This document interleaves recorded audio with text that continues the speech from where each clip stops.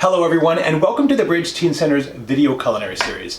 My name is Dave Knight, and today we are celebrating National Waffle Day. We've got a really cool recipe for you, and one that takes a really unique twist on what you may know as traditional waffles.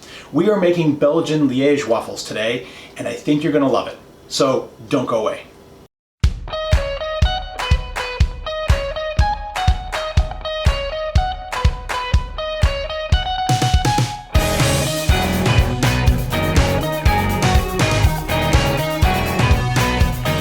What makes this recipe a little bit different than what you may be familiar with when it comes to waffles are two things. One is our waffles are meant to be carried by hand or eaten by hand. They are literally a street food recipe from Belgium. So that's number one. Number two, because they're meant to be carried by hand, they're not meant for additional syrup and butter laid on top on a plate like you would eat them normally here.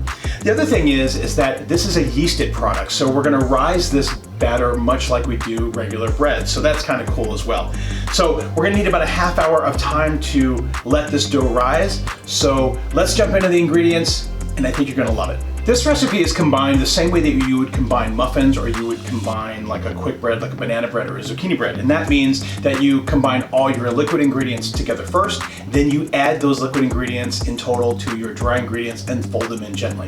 So with regards to what we're demonstrating today, we're going to be using half of the amount of the recipe that is included with this video. So just be aware of that.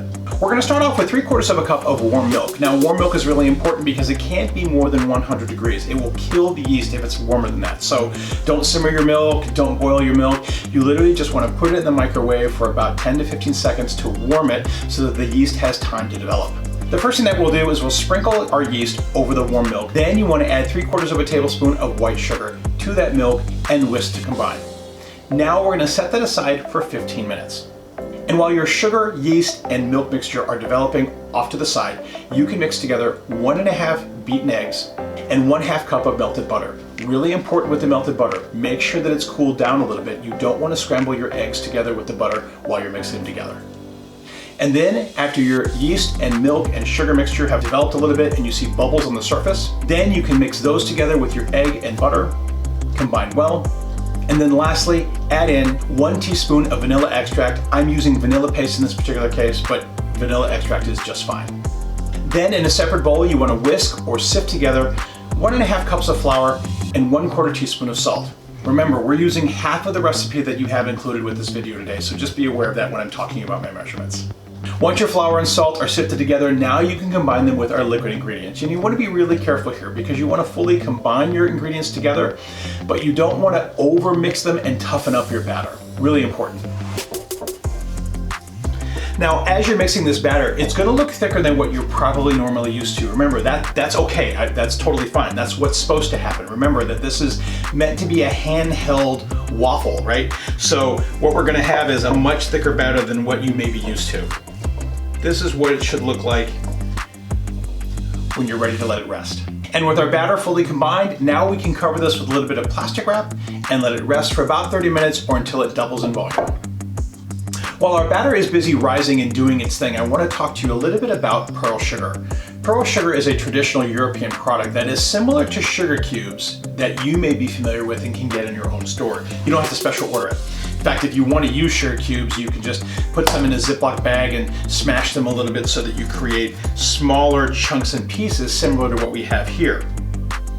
So I said at the beginning of the video that this type of waffle is not meant for syrup or butter or even to be eaten on a plate. It's really meant to be eaten by hand. And that's because we're going to fold this pearl sugar into the final batter before we start cooking them off. Now that our batter has doubled in size, we can fold in our pearl sugar.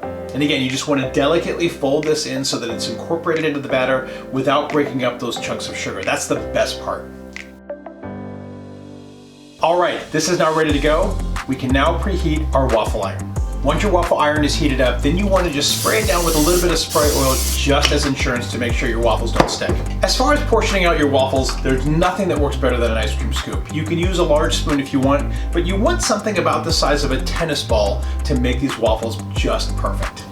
And you'll simply want to scoop out a portion of dough and press it into a waffle iron like you would a regular waffle. And depending upon the size of your waffle maker, you should be able to get between 2 and 4 waffles each time. And then you want to cook them for about 2 minutes or until they're golden on both sides.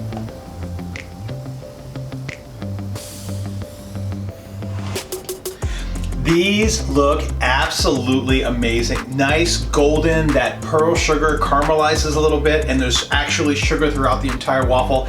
Absolutely perfect. Let's make the rest of these and we'll try them out. All right, the time has come. Let's give it a try. I'm so excited about this.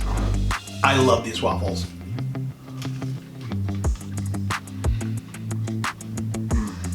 Waffles that you can hold in your hand.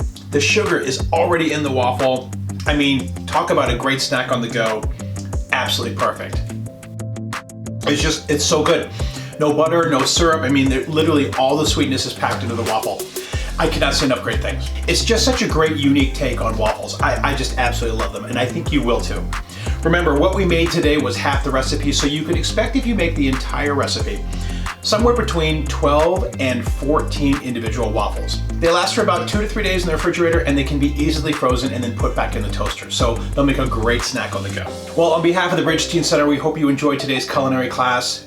Please try these waffles out. You will never go back to the old ones, I promise. The recipe will be made available by the Bridge Center. I've had a great time. Again, my name is Dave Knight. Thank you so much for watching, and we hope you'll enjoy these waffles. Happy National Waffle Day.